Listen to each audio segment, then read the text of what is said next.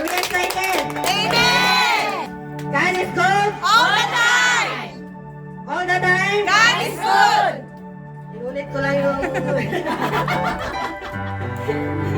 So, good morning everyone. Morning, Pastor Kumusta Abby! na ba tayong lahat? Bless po! Beauty. Amen! Kitang-kita naman. Amen! Tinitingnan ko. Napakaganda lang lahat.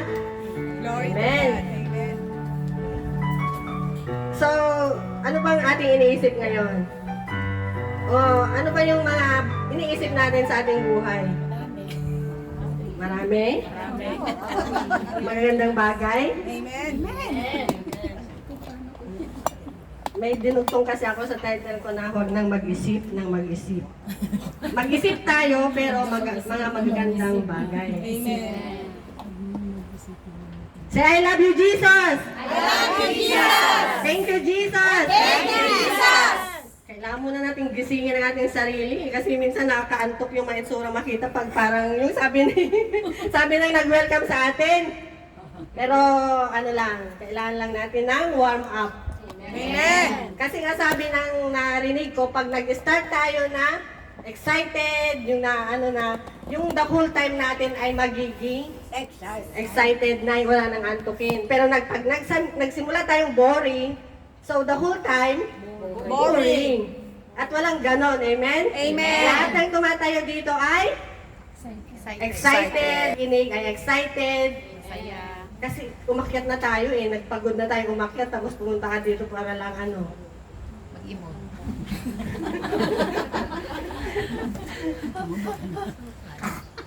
Pag-ilagay nga muna yung title ko, Pastora. Thank you.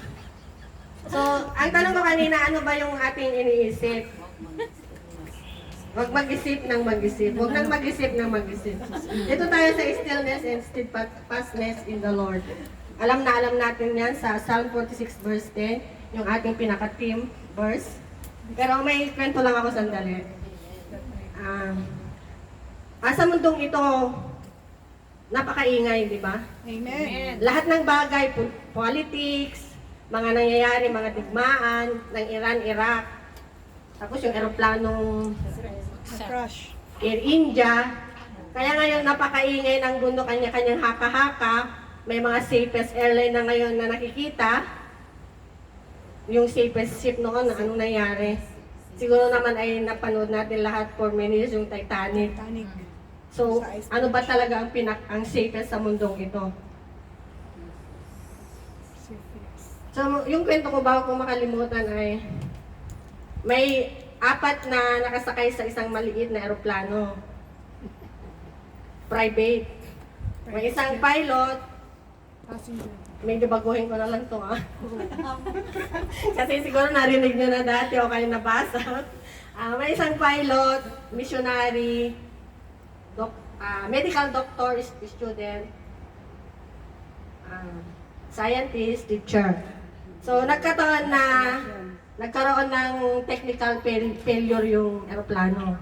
Ngayon alam na natin ang technical failure ng mga yan dahil sa nangyari, dati hindi naman, dahil hindi tayo engineer. Ngayon dahil sa mga nababasa, nagkaroon na tayo ng interest para alamin ang mga parte ng eroplano. So, ganon, nagkaroon ng failure. Tapos, 4 lang ang parachute. So, ang sabi ng pilot ay kailangan natin mag-emergency landing. Ang problema, 4 lang yung parachute.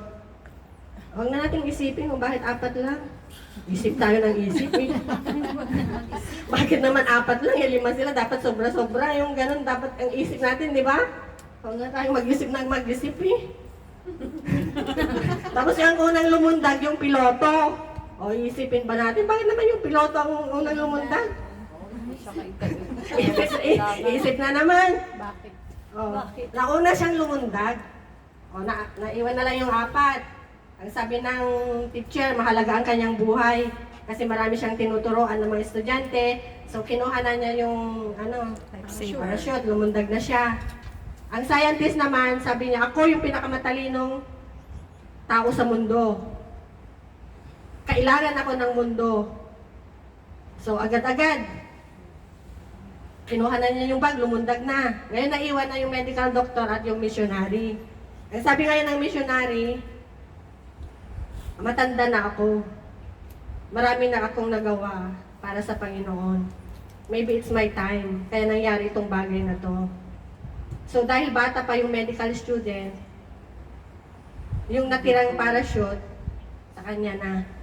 Dahil siya ay ready na ibigay ang buhay niya sa Panginoon.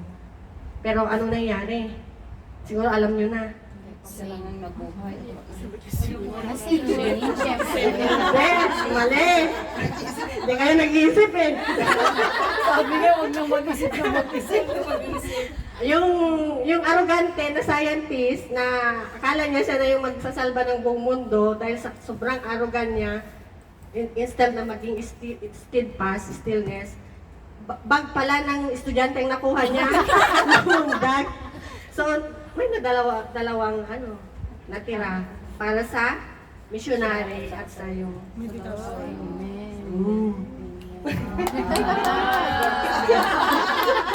Alam, matapos na naman yung oras ko. Dito.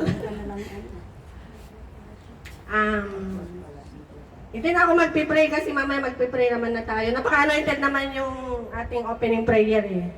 Pinag-pray naman na niya ako. Diba? So, ganun lang yan. Kasi yung oras natin, we need to manage. Mamaya sa pastoral song, magpipray naman na tayo. So, yun yun. Minsan huwag tayong padalos-dalos sa mga bagay na ginagawa natin. Yung pagiging arrogante, yung barabang, yung word na indispensable. Wala namang indispensable person in this world eh. Yung bang, ibig sabihin ng indispensable ay yung essential. Yung akala mo ay napakahalaga mo. Na hindi magpapunction ang isang bagay kung wala ka. Tulad ng isang church, yung palamang feeling mo ay you are indispensable, so it means pag wala ka na, parang mawawala yung magiging na yung church. Hindi eh. It's only God. He's the only one who is indispensable. Kaya nga, sa maraming taon ko dito sa GCTD, ilan na ba ang lumipat, ilan na ba ang nag-for good, so bakit nananatili pa rin nakatayo ang ating church? Because it's only God. He is in control of everything. Amen? Amen. Kaya nga minsan tinatanggal na minsan yung iba eh, kasi para bang yung nagiging Isaac sa buhay ng tao, na para bang siya na lang yung pag-asa. So bawat bagay ay may dahilan. Kaya tinatanggal minsan ng mga bagay na yun kasi di natin alam na yung tao pala na yan na parang feeling natin ay walang kaalaman, nakaupo lang, tahimik. Gusto siyang gamitin ng Panginoon para ma-exalt ang power ng Panginoon. Actually, matatapos na ako. Inuuna ko yung mga explanation ko na eh. So, basahin muna natin yung verse natin sa Psalm 46 verse 10. Pastora, okay? Sa Psalm 46 verse 10, he says, "Be still and know that I am God. I will be exalted among the nations. I will be exalted in the earth." Thank you, God, for your words. At hayaan mo mai-apply namin ito sa aming buhay, Panginoon, at sa aming puso, sa aming pamumuhay. Thank you, God, sa mga anak mo na laging handa ang kanilang puso para tanggapin at i-apply sa kanilang buhay ang aming mga napapakinggan, nababasa dito sa aming mga katuruan. Thank you, God. So, mas maganda kasi, though ito yung ating pinaka-key verse natin, mas maganda kung basahin natin yung Psalm 46 verse 1 to 10. Sa verse 1, ang sabi is, "God is our refuge and strength, and ever-present help in trouble. We will not fear, though the earth give way, and the mountains fall in the heart of the sea, though its waters roar and foam, and the mountains quake with their surging." So, di ba, alam natin ang Panginoon is our refuge, Amen. our strength. Amen. Siya ang ating rescuer, siya din ang ating rest, peace. Pero, bakit ang tao minsan, though alam natin na siya yung ating refuge, makikita natin, di ba, siya yung ating, sa mga kanta natin, siya yung ating strong tower. The righteous run to Him and He is safe. Pero bakit pag may mga trouble ang tao minsan sa kanyang buhay ay madalas ay nagiging last resort na yung pagtawag sa Panginoon. Kung sino-sino pa yung mga naisip niyang tawagan para magpatulong, instead na magtiwala sa Panginoon. Though we are doing our part, because faith without action is dead, minsan nasosobrahan natin, nawawalan tayo ng tiwala, sobrang kinakabahan tayo. Instead na maging still, alam natin yung word na be still and know that I am God. Ang word na know is alamin. So minsan akala natin ay kilala na natin ang Panginoon. Ang lapad pala ng mukha ng Panginoon. Yung gano'n. Ayan na naman siya. Yung pala talampakan na pala niya ang nating nakita. Oh, malapad nga. O, di ba? That's why we need to continue seeking and deeping. Seeking. Deeper. Not deeping. Deeper. We need, dahil sinabi ko seeking, deeping din. We need to, yan. Kaya nga tayo nag-aaral kasi kailangan natin makilala talaga ng lubusan ng ating Panginoon. Ngayon kung kilala natin ng lubusan ang ating Panginoon, though normal lang sa tao nakabahan, mag-alala, lalo na kung may mga sakuna, sino ba yung una nating tinatawagan? Ang tao naman walang control sa mga calamities eh. But God in control. At minsan inaalaw niya yung mga bagay na yun para matuto tayong tumawag sa Kanya. Kasi pag sobrang maayos na ang buhay ng tao, though you think na tumatawag ka pa rin sa Panginoon, iba kasi pag binibigyan ka niya ng mga pagsubok sa buhay. Yung time talaga na kumakapit ka eh. You are praying without ceasing, you are pouring out. Kasi siya lang yung nakakapitan mo eh. Ginawa mo naman na lahat ng best mo na ayusin ang buhay mo. Mga bagay-bagay, mga problema, relationship. Pero wala pa din. Ganun at ganun pa rin. We are a Christian. Pero bakit ang iba, hirap na hirap pa rin sa pinansyal? At nakikita yun sa kanyang itsura. Ay, may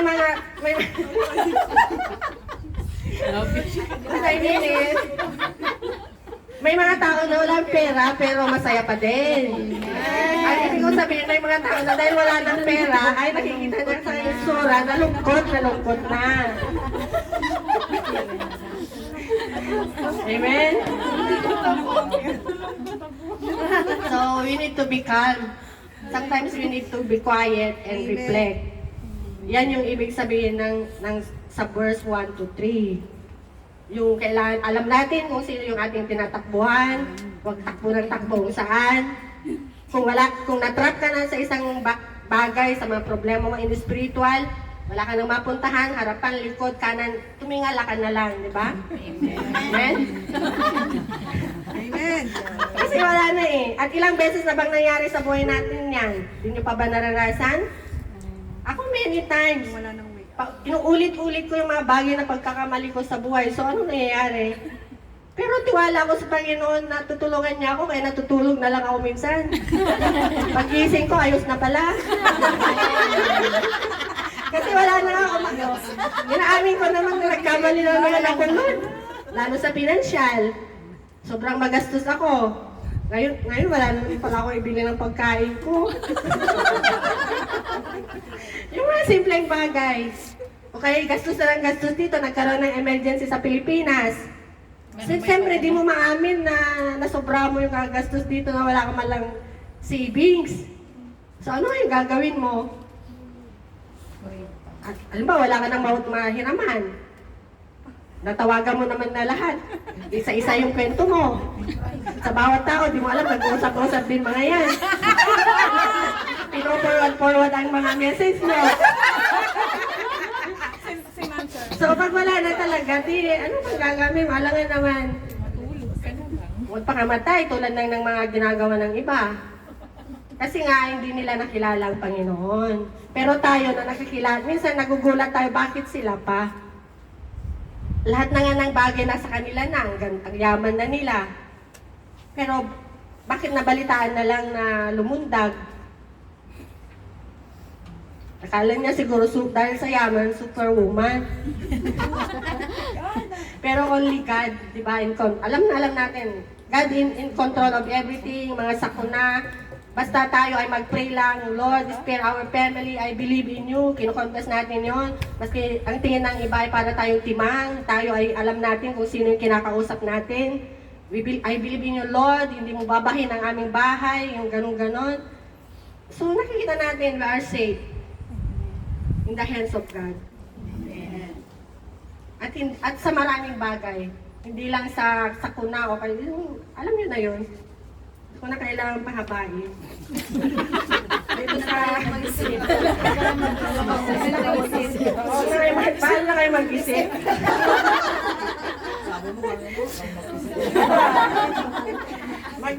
Mag-isip tayo ng magandang bagay. Pero huwag mag-isip ng mga negative. Na wala ka nang maisip, ay sige pa rin. Nawala na yung isip mo, wala ka na. So, kapahamakan nangyayari. Mental. Dito tayo sa verses 4, verse 7. Sino bang naka-memorize dito? Teacher Bell. Verses 4, verse 7.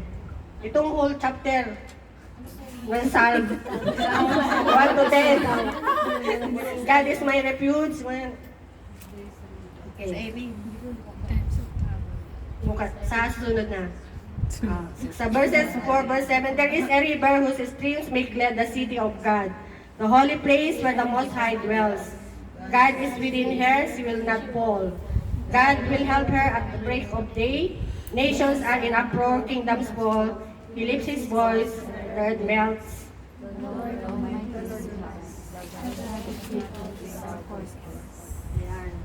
So makikita natin na it brings joy. May joy ang Panginoon. Yung presence at protection niya ay nasa atin. We are shielded, we are sheltered. So minsan akala natin bakit naging ganito ang buhay ko? Bakit hanggang dito lang ang naabot ko? Nakapagtapos naman ako. Ang iba ang layo na, nasa UK na, nasa Canada na, kung saan-saan lugar. Nurse naman ako, sabi ni Teacher Bambi. Bakit nagbalik pa rin ako ng Hong Kong? Midwife pa ako, double course. So minsan din natin maunawaan kung bakit. Dahil ba hindi ako nag-pursue? Yung mga ganun na katanungan. No? Sabi ko, huwag na tayo mag-isip ng mag-isip. Pero nagkakaroon tayo ng katanungan sa buhay natin. Dahil di ba ako nag-pursue or lack ba ako ng confident? Pero pag titingnan natin yung plano ng Panginoon sa buhay natin, makikita natin na preserve niya tayo, sinelter niya tayo. Tulad ng kanyang mga alagad sa Bible. Tulad ni na Noah, inano niya ng boat, nung baha. Alam niyo ba yun? Amen. Amen. O, diba? Kasi minsan iniisip ko, bakit hanggang dito na lang ako sa Hong Kong? Lahat naman ng mga kamag-anak ko ay nasa, hindi pa nga nila natatapos ang 1 year, nag-Canada na sila, UK. So, naisip ko, siguro ayaw ng Panginoon na mas lalo ba akong yumabang. Kasi, nung mapunta ko sa church na to, tulad ng laging tinuturo ni Rev sa Zoom, hindi naman, though mahalaga, is another kind of service, yung mga talent natin, yung pagsasayaw, yung mga pagkanta, yung maganda yung boses natin. Pero ang kailangan kasi ng Panginoon yung character eh. Yung humble heart. Yun ang gusto ng Panginoon. So, minsan, kaya nandito tayo, preserve tayo ng Panginoon kasi meron siyang plano. yung mag-deliver lang ng kanyang salita, hindi ito basta-basta eh. Kasi salita yan ng Panginoon. Hindi ka pwedeng magturo na di mo alam yung sinasabi mo, na hindi mo nararamdaman. You don't even experience o kay may narinig kang mga patotoo ng mga kapatid. So, we need to connect everything na mas maganda minsan yung mga isinishare natin ay yung mga naranasan natin sa ating buhay. Para kasi doon tayo natuto eh. So, I always thank God kung bakit nandito lang ako. Kasi dito ko naranasan yung love ng Panginoon. Nabawasan, hindi man totally nawawala yung kayabangan natin kasi ang tao, wala naman perfect ano. Ang Diyos lang ang pumiperfect. Yung kayabangan natin minsan, we are doing everything in our own strength na maski alam na nga natin din natin kaya is dahil sa sobrang yabang ng tao ay pinipilit pa rin gawin, ayusin. Instead na magpakumbaba na lang sa Panginoon at aminin na hindi mo na kaya. Yung mga kayabangan na yon, yun minsan yung mga dahilan kung bakit hindi tayo, yung buhay natin ay ganun at ganun pa din.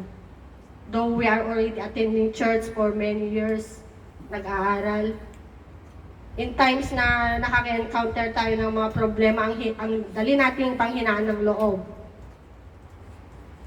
Ang daling matakot. May babalitaan lang. Instead na maging steadfast, pakilagay sa, pastora, yung steadfast. Yung be still and know that I am God.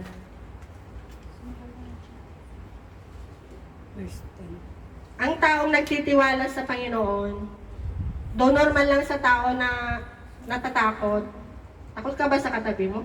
No. Minsan, at kung anong kinakatakutan ng tao, takot magalit si Pastor Rasol, yung mga ganon, kaya ayaw mo siyang i-review. Yung mga ganong bagay. Takot ka kay, dahil mukhang masungit. Sungit ba ako pa? Ikaw ba tinitingnan ko? Ang dami-dami nating kinakatakutan. Pero pag nasa Panginoon tayo, fear not for I am with you, says the Lord, di ba?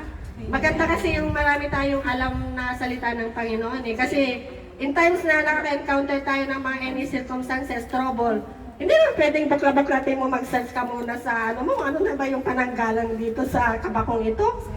Kung mag-agad-agad na nasa puso mo yan, maski hindi mo na alam kung anong verse yun. Basta nasa yung word na I can do everything for God to strengthen me. Amen. Yung mga ganun na yung nagpapalakas sa loob natin. So walang nang talunan na Kristiyano. Amen. Amen? Amen. Palakpakan natin ang Panginoon.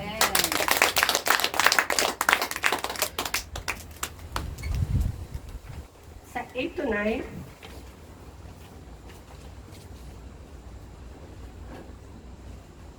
basahin natin.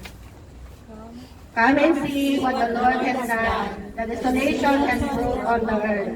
He makes war cease to the ends of the earth. He breaks the bow and shatters the spear. He burns the shields with fire.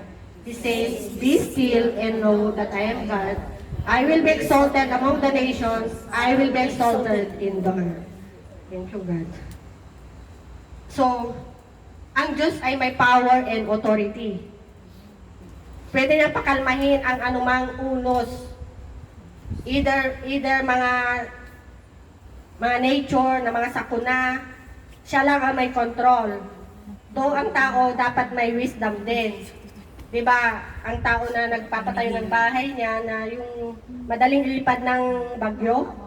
So makikita natin sa Israel, diba, yung nagpatayo talaga sila ng mga walls, strong tower, kung i-imagine natin yung Bible. So, God is our strong tower, tulad din ng ating spiritual life. If He is our strong tower, yung hindi tayo natitinag.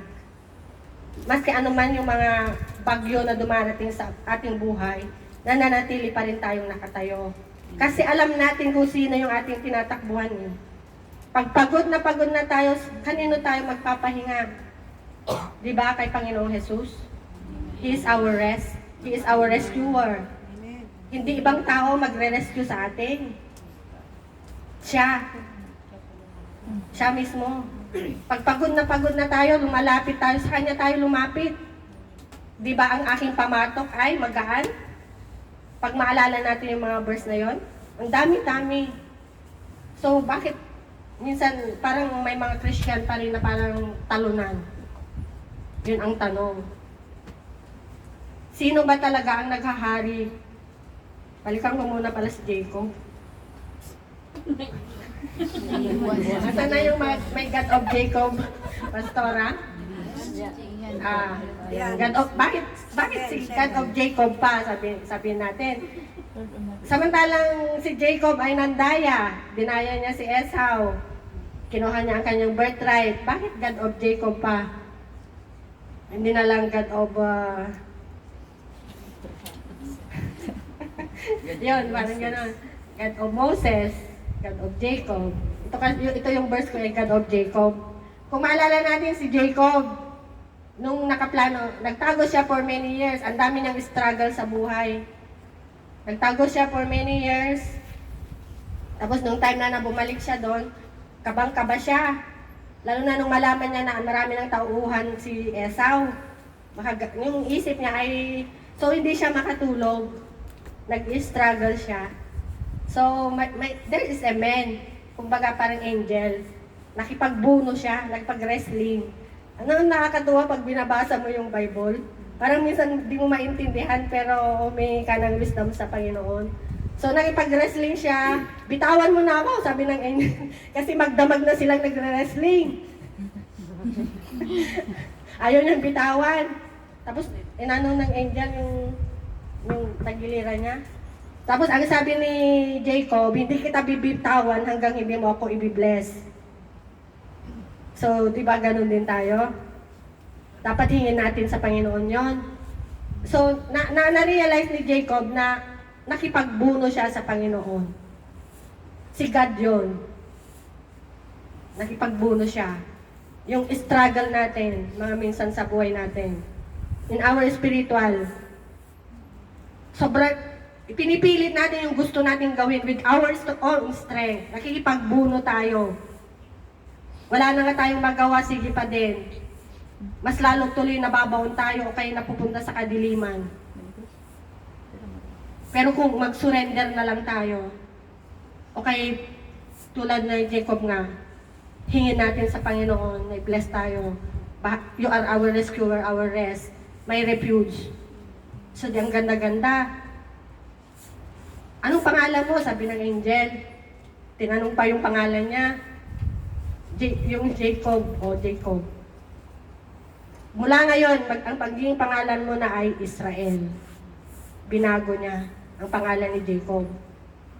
Is a new beginning. Kasi yung pag-struggle niya, nag-surrender siya sa Panginoon.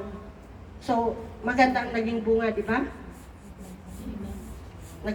Hindi naman siya ginalaw ni Esau. Yung kaiisip niya, napapatayin siya ng kapatid for many years, hindi naman yun ang nangyari. So minsan sa kaiisip natin, na baka galit siya sa akin, ayaw nating lumapit, ilang taon na yan, ayaw mong umuwi. Natatakot kang umuwi dahil may nagawa kang kasalanan. Ipag-uwi mo naman, miss na miss ka na pala nila. yung nga ganun na feeling. Ka pa naman.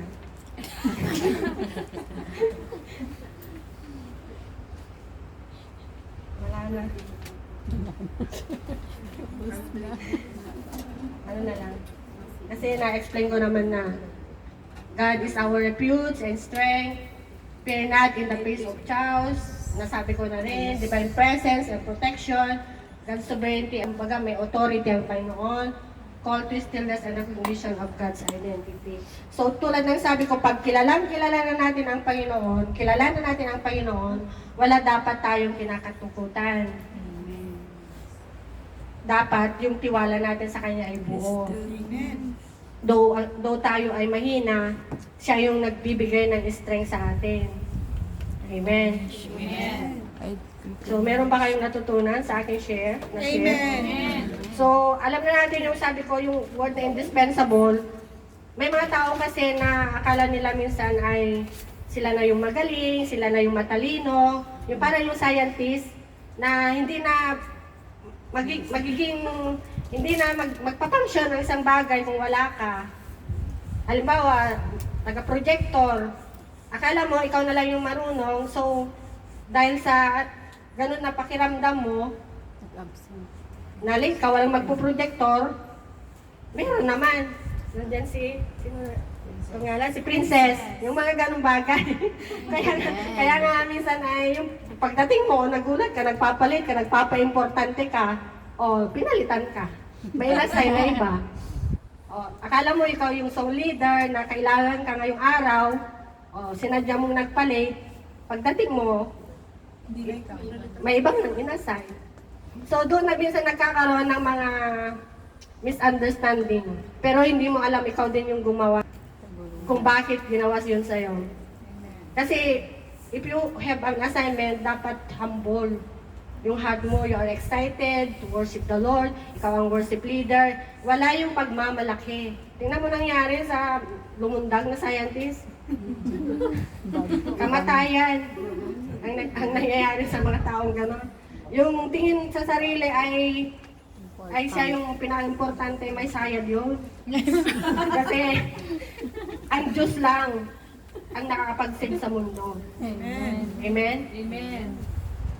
He is our rescuer, He is our refuge, our rest. Ang tanong, sino ba ang naghari talaga sa ating buhay? Jesus. Amen. Amen. So sa ating mga pananalita, sa ating mga galaw, action,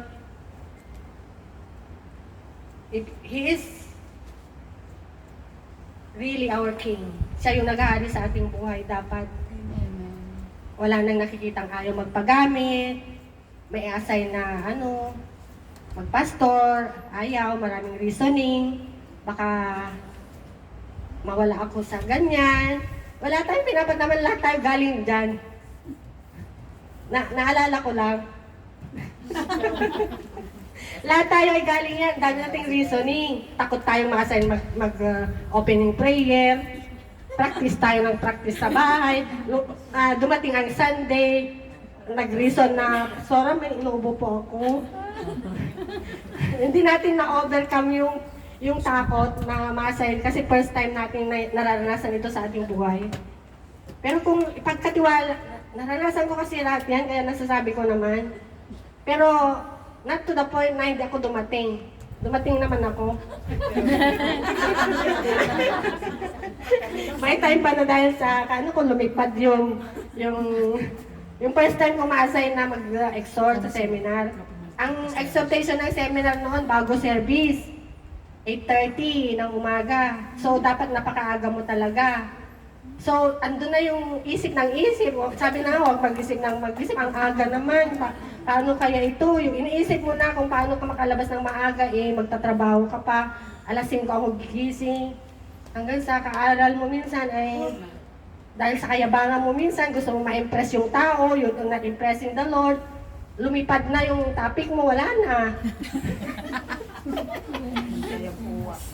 First time ko yan noon. Hindi ako nagturo. Lumipad eh. 1 year na hindi nila ako pinatayo. Nagagalit naman ako. Sabi ko, at bakit wala akong assignment, ganun sa isip ko na. Kasi tayo naglalagay sa sarili natin ng kamatayan, kung kamatayan. Kasi nagkakaroon ng spiritual dryness eh. Kumbaga, even though you are giving your tithes, offering, kung wala ka naman lang assignment, Yes. Useless. for 1 year, ano yung maramdaman mo habang lahat ay ginagamit? So, there's something. Tapos may pride ka. So yung mga pinapahaba ko lang ng konti. Okay na yan. Kasi magpamunyan pa tayo, saka magkanta pa tayo. Tumatawa tayo ngayon, pero bawat isa sa atin, hindi ko alam yung buhay ng bawat isa sa atin.